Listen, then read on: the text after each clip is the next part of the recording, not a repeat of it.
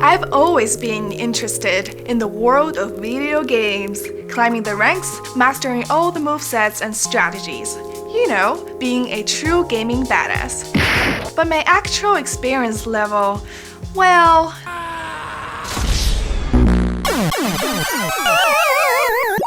not so great. I've played games like Grand Theft Auto, Super Smash Bros, and Lord of the Rings, but I was never really good at them. So naturally, I thought I'd dive headfirst into the professional world of esports. But as insurance, I recruited esports coach Donnie Chow from DOTA Alchemy to teach me how to play Dota 2. I've watched others play Dota 2 before. I thought the game was so simple. You don't have to manage a kingdom, just guns blazing, kill your enemies, then you win. But apparently, I had no idea what I was getting myself into. Donnie and I didn't have an exact strategy. Our plan was really simple. Don't die. Donnie was very helpful in getting me started. He talked me through general navigation, getting acquainted with controls and tuning my timing. As a person below level 0 on video games, I felt much more confident playing it with his instructions, and I was learning more quickly. We ride. I make content for YouTube and I have a website, dotaalchemy.com. It's like online courses basically, right? So you have series of different concepts in the game. So one thing that maybe we struggled with was buying items in the game, right? And there's 130, 140 different items. So we might have a series on what items to buy on what hero at what time in the game, because there's so many different complexities about when something is good and when it's not good. Besides the video lessons that people can just watch, you know, like we played a game together and that would be like a one-on-one coaching session. Or we can even review previous games and kind of look at film, look at the tape. There was a lot going on in the game. At least a lot more than I was used to. Dota definitely tests your skills. The game is gorgeous, but at the same time very distracting. There's a lot to be constantly aware of. I had to click fast. My left hand needs to keep up with attacks. My ears need to pay attention to what Donnie is telling me. My eyes have to keep with where my hero is. And my brain was just in a shocked state like, what the f did you just do? And I will even admit, I once followed the creep instead of Donnie for several minutes because they were both green. Hold on, come back here. Okay. Then, I lost track of the map and almost stepped into enemy territory before Donnie stopped me. Coming towards the bottom. Good idea.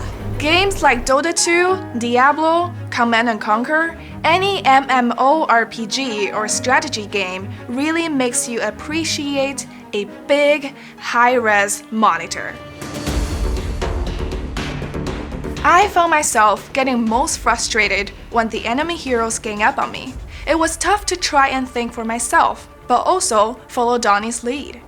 He's trying to heal me, but I'm also trying to put some distance between us and the creeps. But then I got stunned, and it was all too late. Needless to say, I died. A lot! And I even took Donnie down with me. And he was just one other person. I cannot imagine what would happen with an entire team. This experience taught me just how important communication is when it comes to team competition. From my own personal perspective, it kind of reminded me of playing an instrument in a band. We have to watch the conductor's every movement, tons of notes on the music sheets, listen to each other's sounds and tones, manage our own fingers on the keys, and breathe in and out according to the music and our own capability. I can only imagine the intensity when it comes to competing in the international, which is the extravagant Dota 2 world competition where teams compete with 5 players each. Pro players from all over the world that have years, even decades of gaming experience gather at the international. Scouted, recruited, and trained by esports companies. All eyes on the $1 million prize money.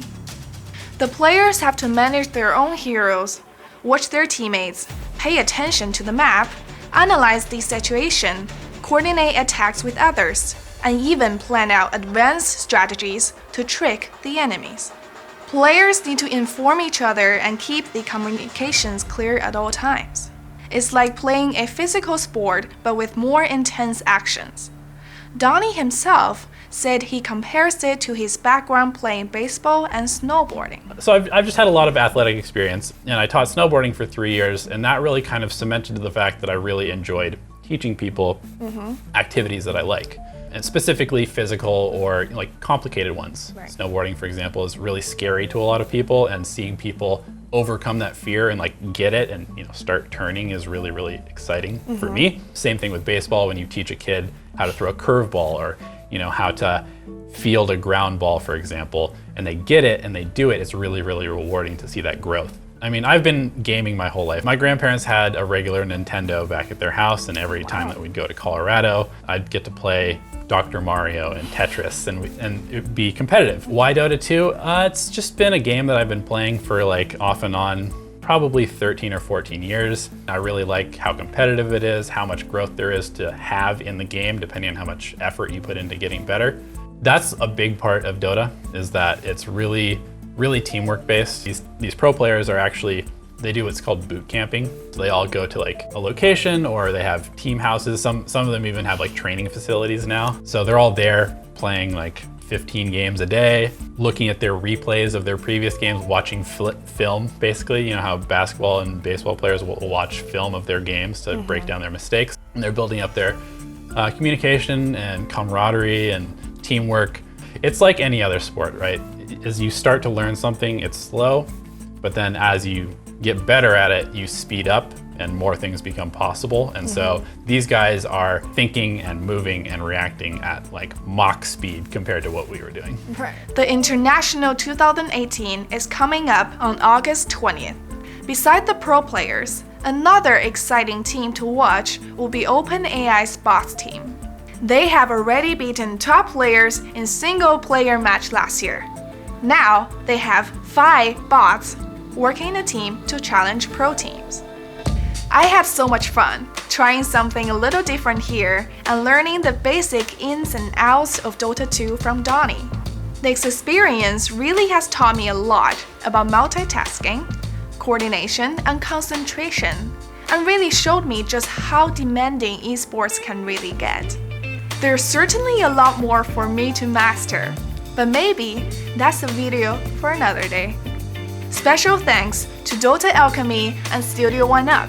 You can keep tabs by following them on all of your favorite social media, and of course by subscribing to CNET. Let us know in the comments what's your game of choices and who you're rooting for at the International. How did you get into gaming? And now that I am a Dota beginner, what should I try next? Until next time, this is Marian Zhou from CNET. Thanks for watching. You're only letting the team down a little bit.